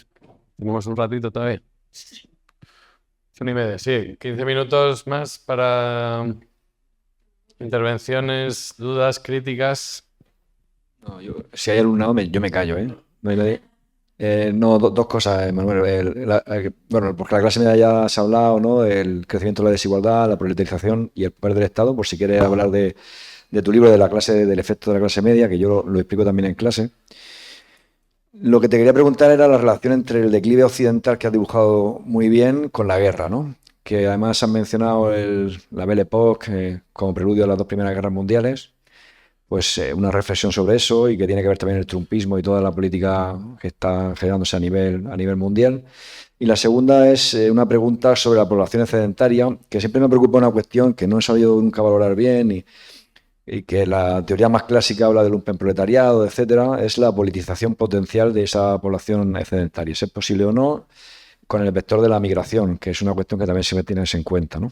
Lo que parece aquí en Madrid es que la migración pues no está por la labor de pensar o no somos capaces de hablar de una manera clara con esta población migrante en un discurso que sea contrario al neoliberalismo, ¿no? Es decir, vienen con un discurso muy parecido al ayusismo, ¿no? Por así decirlo, simplificando mucho. Esas dos preguntas, la relación entre declive occidental con la guerra y la posible o no politización de la población excedentaria. Son las dos cosas. ¿Alguien quiere comentar esto de la guerra? ¿Tú quieres comentar? De la guerra, ¿no? A ver, yo te diría el de la guerra sé como el que lee los periódicos, vamos. O sea, que no es, y ni siquiera la prensa internacional, o sea, que la opinión va a ser como muy tonta. Hay tambores de guerra por una serie de razones que están contenidas aquí. O sea, tú te encuentras que básicamente esa pérdida de posición económica, especialmente en el caso de Estados Unidos, lo que da lugar básicamente es que genere como un mundo cada vez más multipolar. Esto quiere decir, un mundo más multipolar quiere decir que hay un mundo donde hay distintas potencias o regiones industriales que tienen capacidades de decir por lo menos que parte de sus sectores económicos tienen capacidades de decir qué se puede hacer en un determinado lugar del mundo. Esto lo ves, por ejemplo, en el caso de China, pues yo qué sé, con esto de la ruta y la franja de la ruta y la franja, ¿no? Se dice The Road and the Strip, que bueno, pues que ellos han establecido como un sistema comercial que está asociado básicamente al desarrollo de su enorme industria, en el cual pues hacen acuerdos con distintos lugares y construyen infraestructuras en buena parte del mundo. Por ejemplo, una parte de lo que dice Trump, esto con el canal de Panamá, no es que se vayan a quedar con el canal de Panamá, sino que los dos puertos, el de entrada y el de salida del canal de Panamá, eran de un operador chino, o una parte muy importante. Pues lo que han hecho es básicamente que lo compre BlackRock. Bueno, pues esos son conflictos que tienes a ese nivel. No creo que se pueda llegar a un nivel como el de la Primera Guerra Mundial porque no estás hablando de bloques cerrados. O sea, lo que tenía, iba a decir de bonito el neoliberalismo, o lo que tiene bonito una economía global, es decir, que una economía comercial relativamente liberalizada, es que los procesos están interpenetrados. O sea, los procesos industriales no acaban ni empiezan, no se producen en un solo país. Que incluso en China te vas a encontrar que es una industria de componentes, ¿no? Que tienen un montón de componentes que se realizan en distintos lugares. Entonces eso impide que tú puedas generar bloques cerrados de imperialistas, de imperialismos enfrentados al estilo clásico. Y yo creo que es algo que se debería discutir un poco más. No sé qué conclusiones llegaríamos a esto. En cualquier caso, si va a haber guerras por el control de recursos, y eso lo tienes todo el rato sobre la mesa, ¿no? No sé. Y guerras por el control de franjas geopolíticas, pues lo de Ucrania tiene que ver con eso. Lo de Gaza, pues en parte supongo que también, o parece que también, pero que no te puedo dar una respuesta como muy, muy clara porque no la tengo. Pues la reflexión es así de abierta. O sea que lo que sí parece es que, bueno, pues al retirarse, por ejemplo, de Estados Unidos, que es el fenómeno Trump es un fenómeno de decadencia, no es un fenómeno de poder, es un fenómeno de, hasta en su propia expresión, de fantoche espectacular, tiene mucho de decadente. Uno de los componentes que dice, que parece que son claros, es decir, no me voy a hacer cargo de mantener los gastos militares del imperio. Entonces vais a tener que asumir vuestra parte a los europeos. Y los europeos, pues dicen, dado que la guerra de Ucrania la hemos vendido en términos ideológicos como una guerra por la libertad y ha sido un factor de legitimación en una región donde las instituciones europeas están altamente deslegitimadas, pues vamos a invertir también en armamento, que es también una política de desarrollo, si queréis, que keynesiano y de transferencia de recursos a determinados sectores. Y ¿no? Se va a explotar hasta la saciedad. Es decir, hay un problema en la Unión Europea que es un problema de legitimidad. Pues, se han aprobado distintas fórmulas, liberal, democrática, valores humanos durante los décadas previas. Tras la crisis del 2008, pues se apostó por lo del famoso Pacto Verde. Ahora por la amenaza militar rusa, que es como decir, bueno, además el PIB de Rusia lo que es. Si lo miramos otra vez en las tablas, es que es una cosa ridícula. Es que no, bueno, pues estamos en la creación de fantasmas, de enemigos. En buena medida se gobierna mucho así, ¿no? O sea, es una estrategia que funciona para la izquierda y la derecha, ¿no? Te tienes que inventar un enemigo y que confrontes con él constantemente. Y eso, pues, diluye lo que sería la capacidad bueno, pues de pensar en otros términos también, ¿no? Legitima las élites actuales. Respecto a la población excedente, no es que... O sea, el excedentarismo se relaciona al capital, vuelvo a decir, no es el trabajo socialmente útil. O sea, y cómo se organiza la sociedad. Es un trabajo que básicamente le pasa también a las clases medias, que no produce valor. Es un trabajo de paz social. O sea, tú esto lo tienes en montañas de sectores. Es decir, por ejemplo, en la misma universidad. O sea, pensamos que es necesario tener tantos titulados en términos productivos. Bueno, no, pero sin embargo el título genera un rango social, te separa de otros y permite organizar socialmente. ¿Es productivo? Pues es productivo en el sentido de lo que era antiguamente una formación productiva, en el sentido de lo que decía no me acuerdo cuál era el teórico del capital humano, pues que era una inversión en términos productivos. Pues no lo es, ¿no? Es productivo buena parte de lo que estamos destinados a hacer, en términos capitalistas. No, se paga, se traslada dinero de un lugar a otro, pero ese es el gran problema del capitalismo en crisis, es eso. O sea, que tú no consigues emplear fuerza de trabajo en términos productivos. Lo consigues cada vez menos.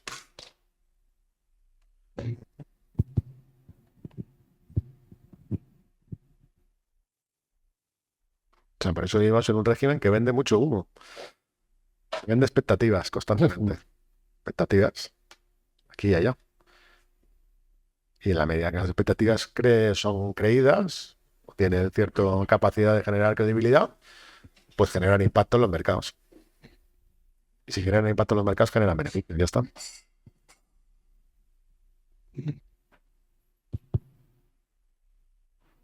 Una vez. Em, Se nos pidió en clase como tarea escribir una pregunta y una crítica. Y yo creo que probablemente lo que a muchos de nosotros se nos ocurrió para llenar la casilla en el campus virtual es que yo creo que no tienes en cuenta cuando haces predicciones a medio plazo el factor cambio, acción política, agencia. Y yo me pregunto, claro, o sea, lo más probable es que no tenemos mucha capacidad de acción o de incidir o de tratar de cambiar lo que está pasando y lo que va a pasar. Esto igual tiene que ver con cuestiones como del imaginario político, igual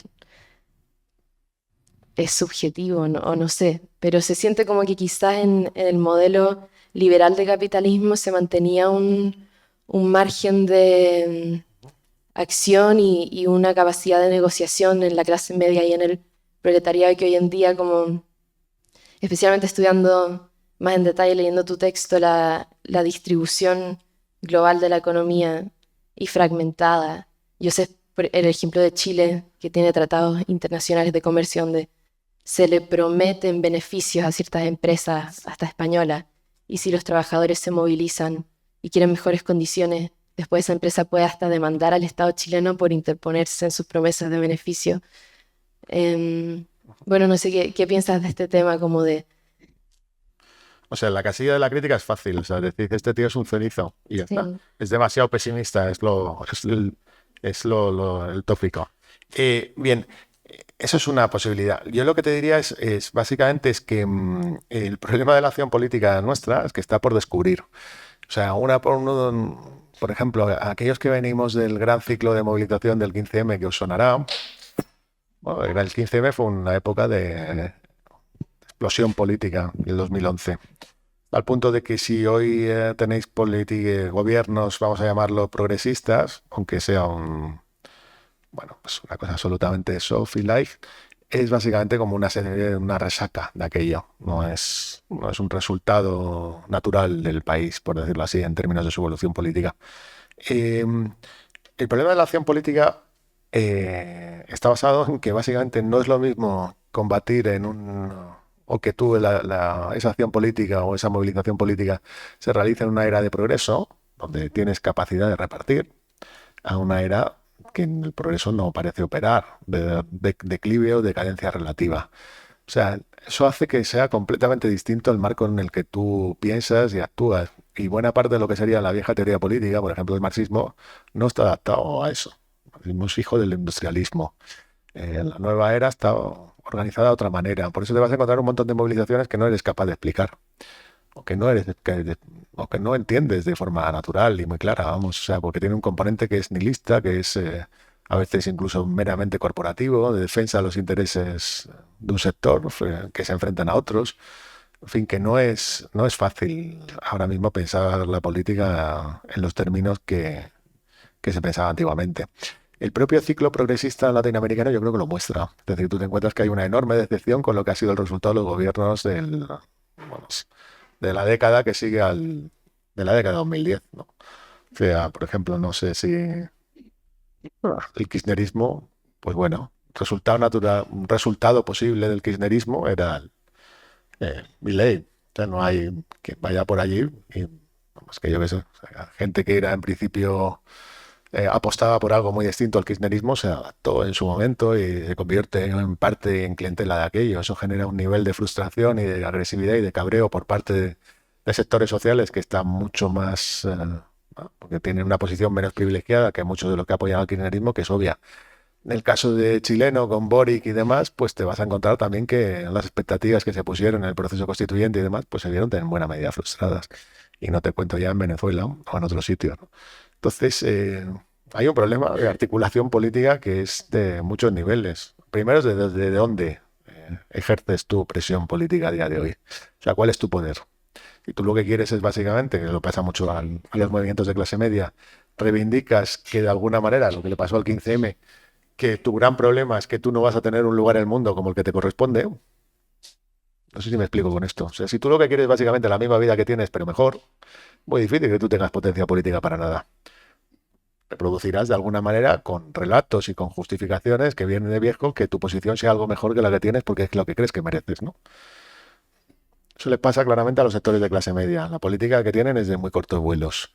Los sectores, si quieres, como más en proceso de proletarización, se van a encontrar que muchas veces lo que van a hacer es como una estrategia de guerra entre pobres. Es decir, no quiero que vengan los de fuera y que me molesten y que de alguna manera compitan conmigo.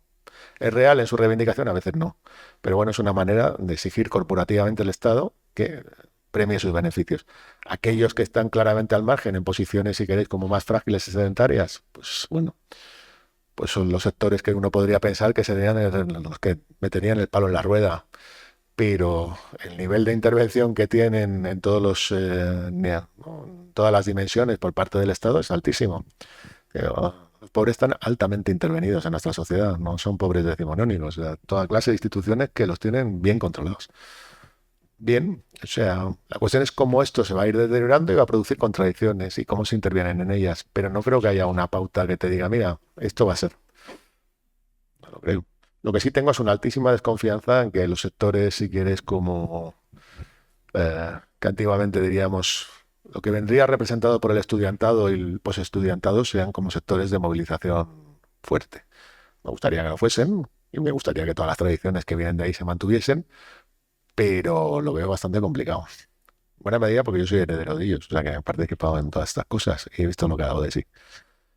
Bueno, pues son discusiones que hay que tener. No sé si te contesto. Respecto a lo de las grandes empresas y que operan básicamente con una legislación que no es la del Estado, pero que tiene rango de ley. Sí, esos son todos los tratados de libre comercio, funcionan así. Y cualquier partenariado público, contrato público que se establece, protege a la empresa de determinadas contingencias como pérdidas de, bueno, pues garantiza determinado beneficio. Eso da igual lo que sea. Si quieres, ahora mismo con los funcionarios que tenéis lo de la pérdida del estatuto de Muface, pues claramente se la garantiza a las aseguradoras que en caso de que de repente ocurren en pérdidas, pues el Estado lo cubre. Y ese ha sido el mecanismo para meterlas otra vez en que Muface, sabéis lo que estoy hablando, ¿no?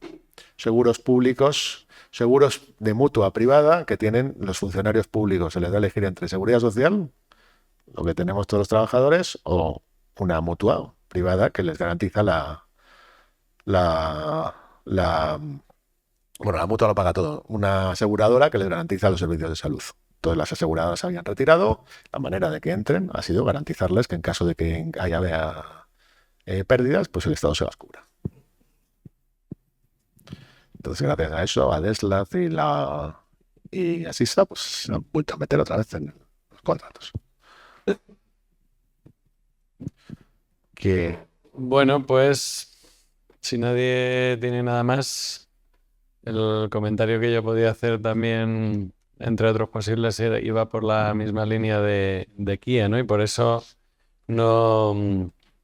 También un poco en el orden de la sucesión dentro de la asignatura, no terminaríamos la asignatura con el análisis un poco duro de las tendencias actuales, como termina Manuel el texto, ¿no? Sobre la proletarización y la reestratificación, ¿no? Que le podríamos añadir la tercera tendencia, efectivamente, que sería la de las potencias o la de las contradicciones o la de las posibilidades que existen dada la inmensa riqueza que ya está producida, ¿no? Materialmente, y podríamos pensar en todos muchos sectores, aunque en términos capitalistas haya un proceso de empobrecimiento, como hemos hablado, ¿no? Pues hay de esas contradicciones, de esas posibilidades y de esas potencias, un poco también es lo que vamos a ver en el resto de la asignatura, ¿no? ¿Qué pasa con las líneas de cooperativismo, de los nuevos sindicalismos, de las nuevas formas de organización social que podrían en un momento dado abrir grietas o fallas o sumarse a esas olas que puedan emerger a partir de esta situación, que a buen seguro, como ha planteado Manuel, tenemos que verlo más desde el punto de vista, yo creo, no desde el punto de vista pesimista y de la bajona, sino de que, bueno, se abren oportunidades interesantes, ¿no? Podríamos decir. Porque, bueno, también, si os acordáis, los 90, los 2000 fueron bastante fueron bastante aburridos en muchos planos, ¿no? Yo recuerdo cuando vivíamos en los 2000, estábamos diciendo, aquí no pasa nada, ¿no? Porque efectivamente no pasaba nada en esa situación. Y luego ya cuando se abrió lo de 2008, pues de repente, entre otras cosas, por señalar también alguna clave del texto que plantea en términos más positivos, es que en 2010 o 2011 todo el mundo estaba diciendo en 2012 que ya era la crisis, ya la absolutamente definitiva del capitalismo y tal, ¿no? Y de repente, ¿qué pasó? Que se abrió el grifo, ¿no? En la Unión Europea y se rompió con los techos de déficit, etcétera, ¿no? Toda esta cuestión que también lo hemos visto en clase y que también lo señala Manuel, digo por también defender que no todo es una tendencia, digamos, de declive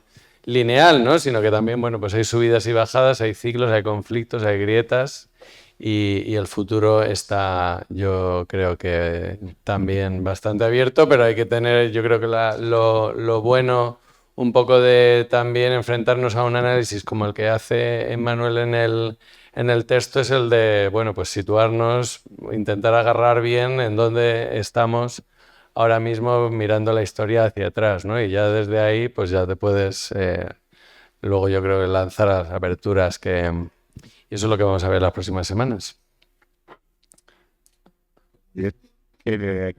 Así que... Por esto. Así que nada, pues ya coincidiremos en otros lugares, quizá. Un saludo. Vaya. Venga, pues gracias y buen fin.